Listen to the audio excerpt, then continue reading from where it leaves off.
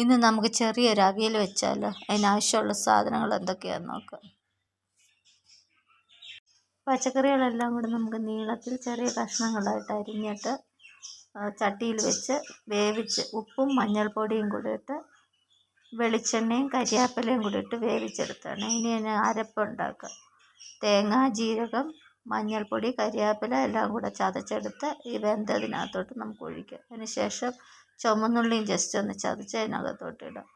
അതിന് ശേഷം നന്നായിട്ട് ഇളക്കിയിട്ട് അല്പം തൈര് ഒഴിക്കാം. പുളിക്ക് ആവശ്യമായ തൈര്, പച്ച വെളിച്ചെണ്ണ ഒഴിക്കാം, കരിയാപ്പില ഒഴിക്കാം, അടച്ചു വെച്ച് ഒന്നുകൂടെ വേവിക്കുക. നമ്മുടെ സ്വാദിഷ്ടമായ അവിയൽ തയ്യാർ.